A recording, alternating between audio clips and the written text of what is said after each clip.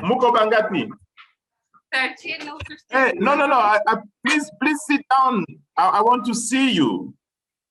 Yes, so my own position about that was, do I need to be a curator? Do I need to claim that space of power? And at that time, my answer was no, I don't need to be a curator. Why?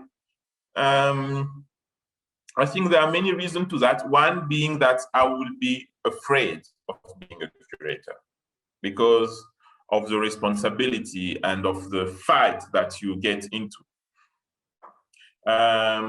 So if you start to claim to be at that space of being a curator, then you enter into that fight. So it's very clear that you cannot move, you cannot fail an exhibition. You cannot, I think for me, it was also not be able to experiment enough because yes, you have pressure on everything that needs to be perfect and that need to be new and that need to please the afterwards. So for me, I just wanted to have space from that. And then I decided to not claim that space. Another reason was actually this, I think it's an ongoing debate, even in a very important place. It's the balance between the global and the local. In Lubumbashi or in Congo, when I started to work, there was no one who was claiming to be a curator. See, if I decided in 2006 to be named the curator, it means that I would be the only curator around me. And then I need to enter in dialogue with colleagues from Europe. And because even in the region, I was not aware of someone who was claiming that name, that position of being a curator. So that's something that then, if you are a curator, in my understanding, you are bringing the international art world into a local context. While what I wanted to do was exactly the other way around. So bringing the local context to the international world. And for that, for me, I needed to have a status that allows people around me to understand what I'm doing and to get in dialogue with me. For me, the local was the most important. Even if you discover later on that the local doesn't have a meaning, so we can discuss that in the discussion. When we say local, we actually say Nazi. So we sometimes have ideas and wishes and vision, but what we want to do is not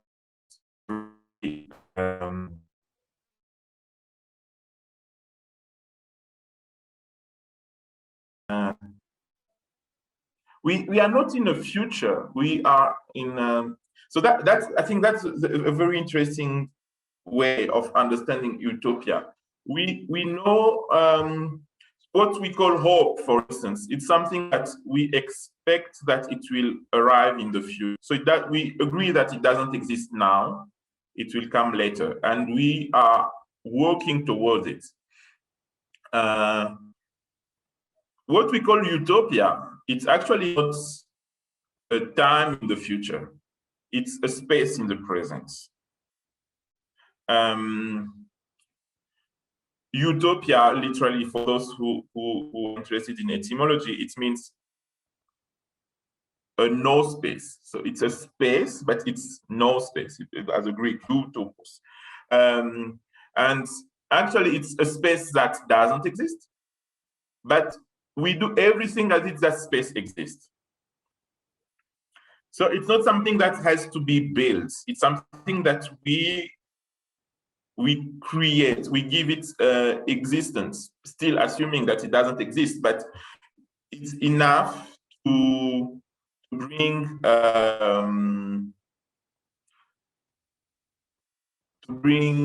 energy into that. Utopia is actually a way of bringing energy to things. Okay, I first share you this this link that you might check after the meeting. It's the link from the Biennial Foundation where you can find explanation of how to talk about things that don't exist. So things that don't exist can be, you can trust them, you can live into them, you can act for them, you can play with them, you can talk to them, you can, but they don't exist. And actually, what is art at the end if it's not creating things that don't exist? If things that don't exist stay in the non-existent space, so we have no role as arts and art professional, because then we just copy things and things goes on. So things that don't exist and utopias and spaces that don't exist are very important for us to work. Okay, let's come back to my parcours. 2010, that was the year that we decided to create a space, and this is a space where I am in. And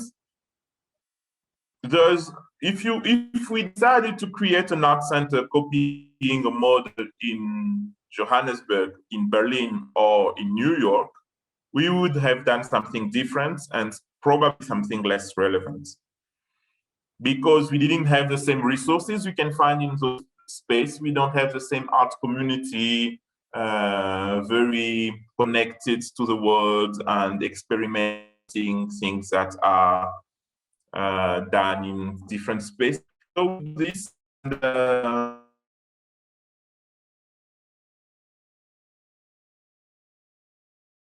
how can I say, we invented a model.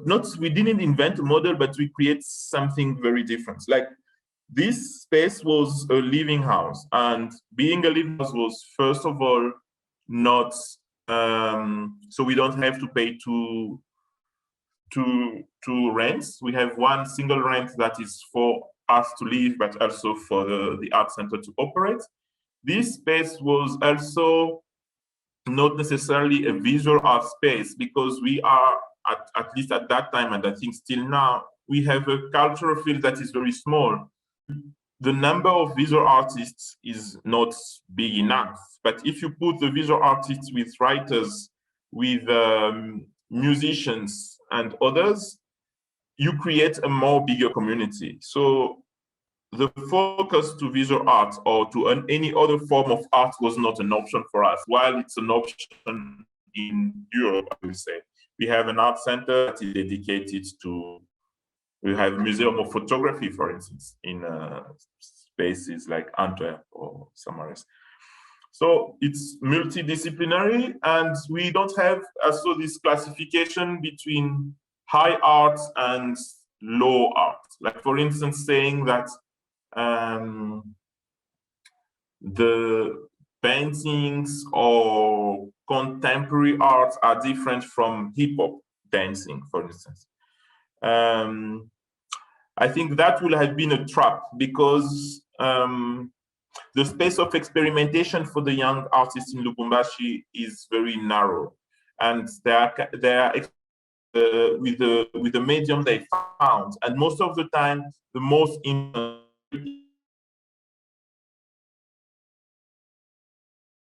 from quite obvious popular mediums.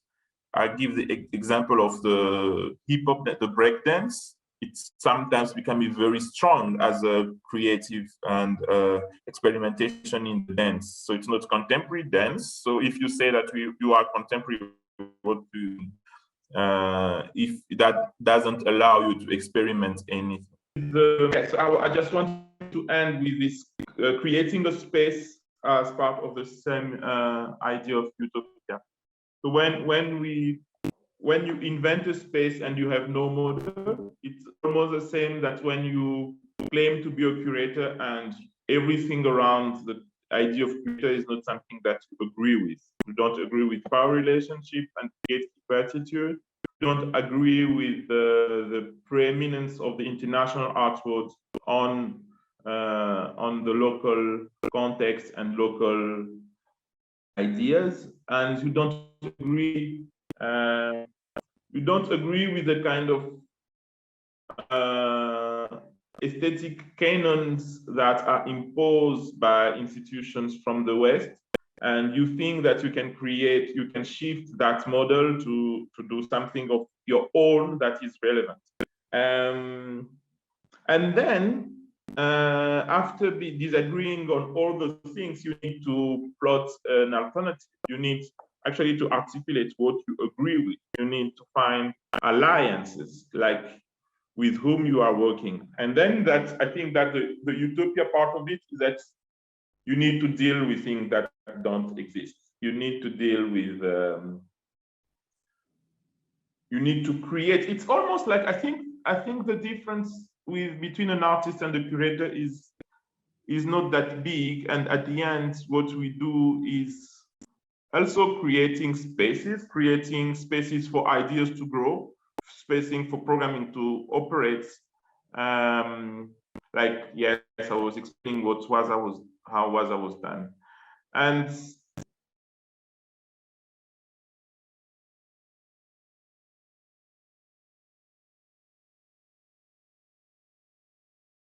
exhibition as a knowledge is an important aspect of what we do here.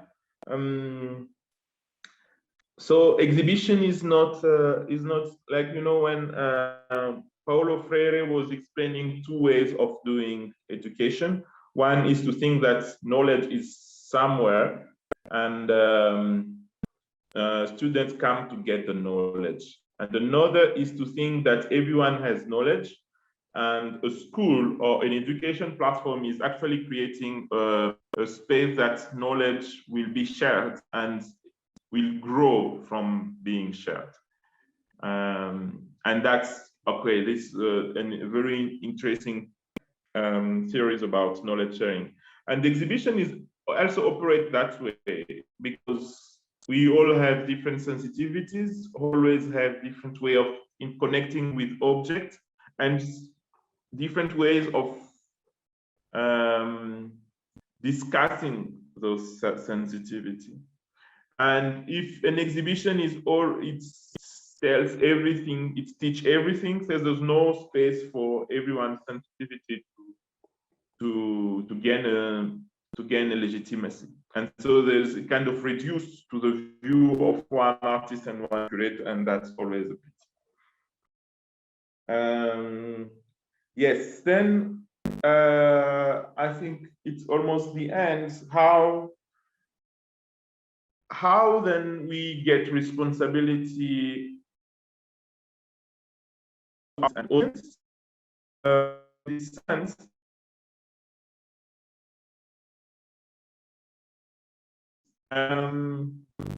Yes, I had recently a very interesting discussion with a young curator, Stefan, who is creating an exhibition in Livingston now.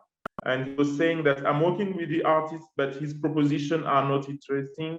And I want him to do this and this and that. And I think that's most trap for young curators, is to think that we know better than artists what is good for them. And we don't, actually, because as long as we agree that the status of the artist is their status, we don't have any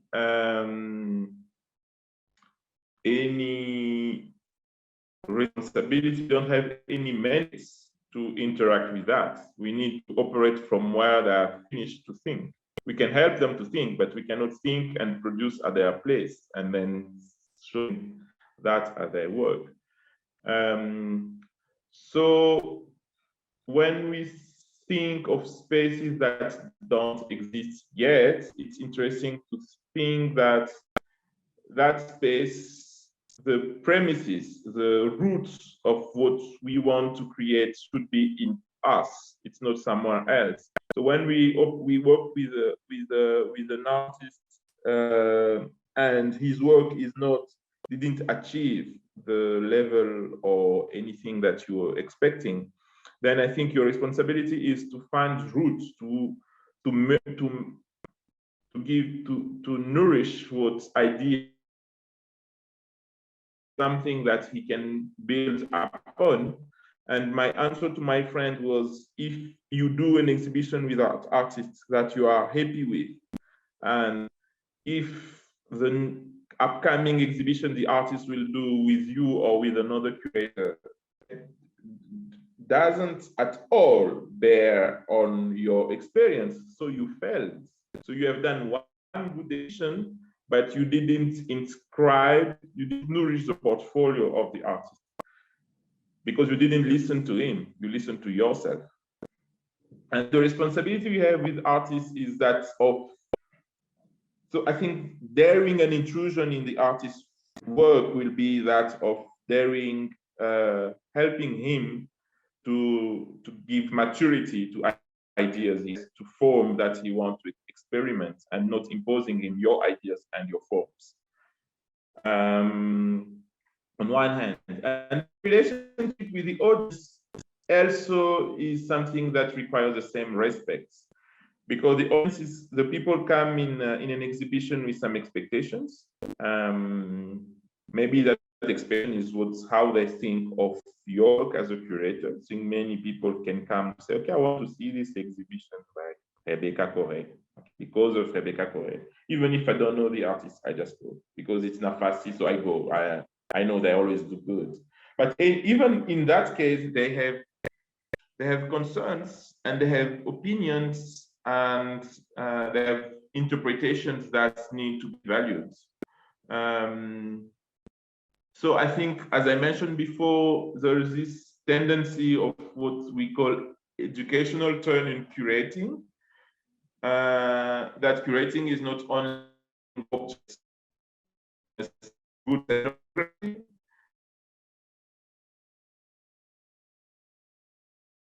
are the best idea, but sharing ideas. How in an exhibition there's still a space for someone to breathe. Not necessarily to, it's not necessarily that any exhibition needs to be participative. Participation is one thing that you can use or not, but the same way you are not imposing things on artists, I think there's also a way of giving breath to the audience that allow them to think from themselves and to locate inside the commitment, the ideologies and commitments and sensitivity, what you are presenting. Yes, I think I've been longer than I thought. This was a provocation, the series of provocation I wanted to share with you, and to leave the next hour to discussions. And during the discussion, I can dig more into one or the other aspect you think it's very relevant for you to dig into. So part of you of this utopia thing, that knowing that it does not exist, but it will come in future. So how far have you achieved on it since you started curating? I think for me, Waza is an utopia on its own. That's what I wanted to tell you. Because it's something that doesn't exist. And I think there's a difference. It's not something to come. It's something that doesn't exist now, but we assume that it's somewhere which is considered that nowhere where it is, it's somewhere. I don't know if it's. So one of the sentences that is usually that is used to describe the utopia is a sentence that is nowhere better than this place. And it's also playing between nowhere and nowhere in one word or two words. So the place, the best place to be is a place that we have in our minds, and we consider that it's a place we live in. So utopia is what I was saying about hope is not saying that I hope I will build a museum in 10 years. That is hope. And hope to start gathering things in order to make it achieved. But utopia is different. Utopia is saying that this house I'm living in is my. You see the difference? So my contemporary art museum is this house I'm living in. So it became a utopia. It's not a hope, it's a utopia. It just, it changed your perception of the reality. And changing that perception, it creates a new reality. You see? So when you say, I am a curator, it can be a utopia too, because maybe you are not, maybe you have never done any exhibition. But by changing that perception, that I claim that space, I work as if I achieved that already. It's not something that I will become. I've heard a lot about you saying aspiring curator. I think that is not utopia, that is still hope. So utopia part will, I am a curator. You can say young curator if you want to be humble, but you already assume it. So that nowhere became the better place. You see the thing. And actually, when I was telling you about Waza was a living house. So I was living here. But then you say, okay, I don't want to be the director of a contemporary art museum. This space I had, I'm paying the rent for this. This is my contemporary art museum, and I am the director of it. So this is changing the perception of something, bringing it to me, claiming it, and imposing to the other, because utopia is not something that stays in your head. That's a dream. You are mad. It's a utopia because you gather a collective action around it. You see? When you say, I am a curator, and then artists come to you and believe in that curatorship you are doing, your curatorial project, then the utopia becomes a concrete utopia. You said something about balancing between global and local. So disappointment statement number one, never put your frustration into, never hide your frustration in the idea of the local. Very bad thing to do. You see? Hello. It's not because you don't get international funds, your international applications are not successful, then you think that they don't understand your local. And because of that frustration, you say, I will emphasize into the local. That's a very bad thing to do. It doesn't mean that the artworks are really open. The artwork is definitely not open. You see? But if someone don't understand you, maybe it's also you don't understand him neither. Because it's a dialogue. So it's not necessarily European to understand African or North American to understand Africans. It's also you to understand their position if you want to work together. And the arts today push us to work together. Okay, so this is my first disappointment statement. My second disappointment statement is the thing that we name arts was not invented by our grandfathers, our forefathers. The thing our ancestors was doing what a scholar was naming creative symbolic practice.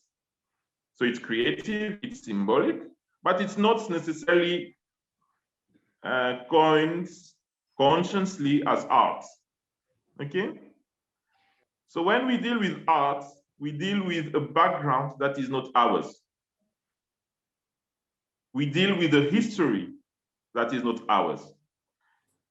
We deal with institutional framework, legitimacy, power that we don't master at all.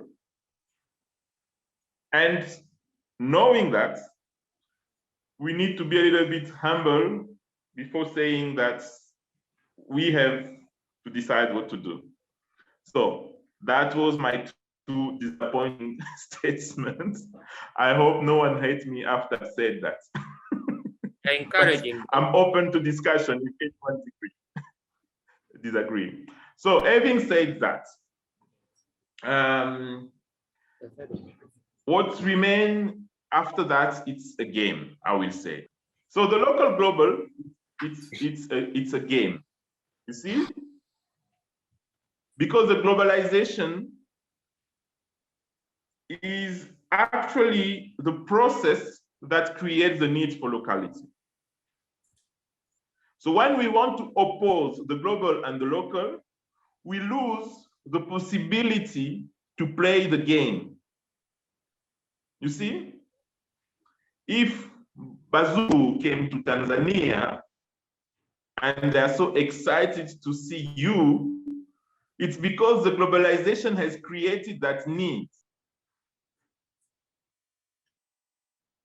So if you want to say that, if I want to claim that Waza Art Center is a Lubumbashi contemporary art center, I create a locality, which doesn't mean anything before it's a utopia. The local is a utopia. Understand it that way. So when you fight for the local, you invent something that you create. It's became your identity, something you fight for. And then when you enter in the game, you don't get into it as or thinking that everyone will agree. You need to find the tactics into that. And to convince people that there's a relevance in your practice. And that tactics need also to bear in their own history. And and to be also aware of the needs of freshness and integrity and genuinity. What in Congo we was calling authenticity. They need it, but they don't need it in a kind of airport style, like very superficial thing. They need a deep genuinity. They need it.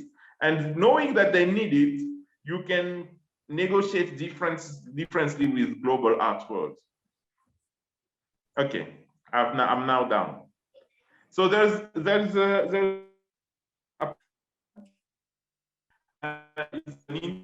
that is called globalization. So, and that the globalization can be a grassroots initiative. So when you are in your suburbs, you create a space there. You can think as if you are in a global art world. And you can also create coalitions between your small garage art space in your suburb with someone living, I don't know, in Philippines who has a similar project, and you are globalizing. So we need to think that globalization is, I'm not speaking about financial capitalistic globalization. I'm speaking about possibility to interact with people from far and to push the boundaries of the international art world. What we call art now, with the meaning we give it to it now, when we speak together saying art, in our traditional society, it doesn't exist. At least the societies I know. So when we claim that space, when we use that word, we are entering in a dialogue with what we call the art history. You see? That is on itself a tool of oppression.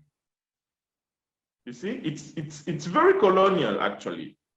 When they decided to put the name art on our production, they took it from us, and it's the same. Now, when you become a very famous contemporary artist, you are no more speaking with your neighbors. You need to take the next flight to New York. So we need to be very careful with the space we want to claim. So when we claim to be in the arts, we at the same time bear responsibility to expand the knowledge of the arts,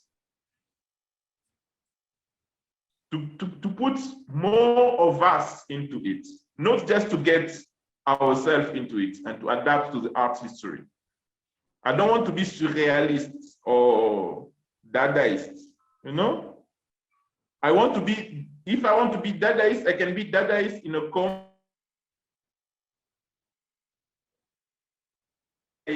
does exist.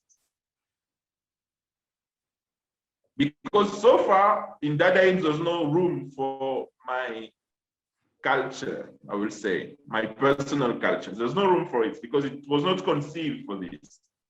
And what I was doing was not conceived to be there. You know? It's not putting artworks into the arts history or putting names into the arts history. So the challenge of this global for me is to expand the art world to integrate more of our practices, more of our cultures, not only objects and people, but also ideas, thoughts, behaviors, practices. You see? That is what and we need to be aware that the art world needs that. They need it. But we need to find the language which is both ours and understandable to them that creates that meeting to happen. And then that space is a utopia. If you don't believe that it's possible, you not do it.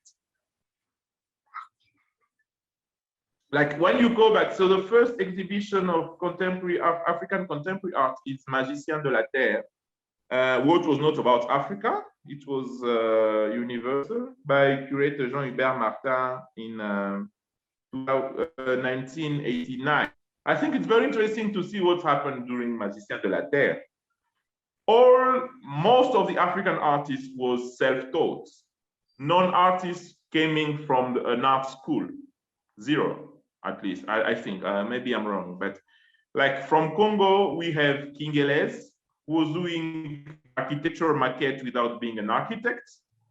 There was Sherry Samba, who was doing portraits paintings without being at the fine art school and be considered as a very bad painter by the academic painters. And if you go to Western Africa, it's even worse. There were like people who was carpenters doing coffins, who was taken as contemporary artists and became contemporary artists. There was Frédéric Boisbré, who was considered as a kind of, how do you call it, traditional healer, or, you know, and he was taken as a contemporary artist. In South Africa, Esther Mhalangu was a woman who was painting her house in Dembele village. She was taken as a contemporary artist. So all those artists was not coming from the Western understanding of what an artist could be.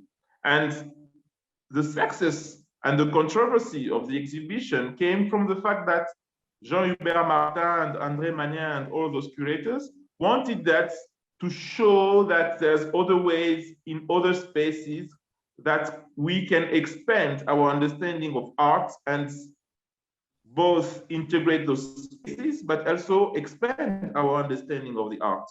And since then, we have a lot of attempts to expand how someone who, yes, there's a kind of obvious tendency, someone a little bit abnormal, okay, we put him in the art and we think that we have done a good discovering. Maybe not. But we need to understand that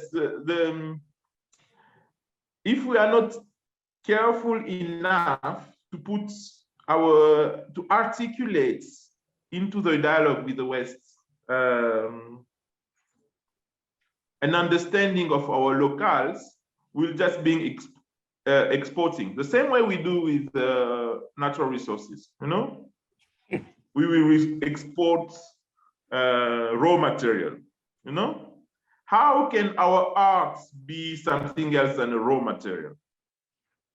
A raw material of names and artworks. It shouldn't be that. It should be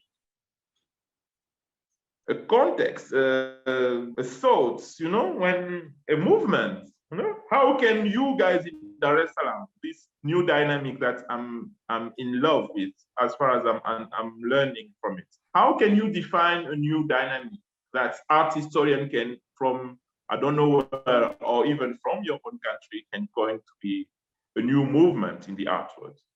But you need to articulate the thought, you need to write about it, you need to, you know, most of the time we think that we only produce artworks and exhibition, but there's a full ecosystem of it that is part of the sense making of it. And if we are not in the sense making of the arts fields, we cannot consume it as locals. It's far beyond the claim of respect. It's much more about taking responsibility to make sense.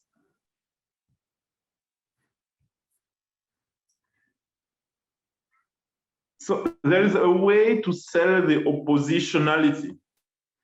Mm-hmm. Mm-hmm. Yeah. I don't know I don't know. So the way of being opposed, to oppose the international art world, is also something that is sellable. You can sell it. Yeah. That's why I was saying that it's a game. Yeah, that's what you meant by playing things. Yeah. Okay. Thank you. But that game is, it's not all the game. Yeah. The biggest game, okay, part of the game is to sell it, to sell our positionality, because they want it. Another part of the game that is more constructive is to build our critical community. If you are the only person who is critical in your ecosystem, who are you speaking to? Who are you fighting for?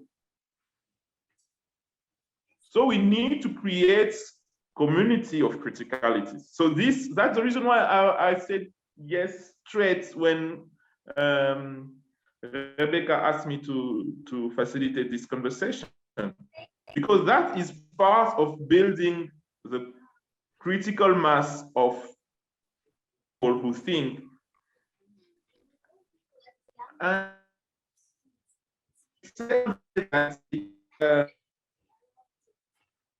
the question of which criticality are we operating in? What are the kind of knowledges that we value? The same way we value certain kind of arts, the same way we can value certain kind of knowledge. And that's maybe the biggest challenge for curators in contexts like yours and ours. How can you value the knowledge of someone who doesn't know to speak English and to write? How can you value the knowledge of the traditional healer who has specific connection with spirituality and things like that? How can you value the knowledge of a rural activist who's just fighting to keep the lands for the community? He has knowledge. They all have knowledge. It's not knowledge, it's not scholar knowledge from the books, but they can be part of your critical community. And they can help to work with you to shape your ideas.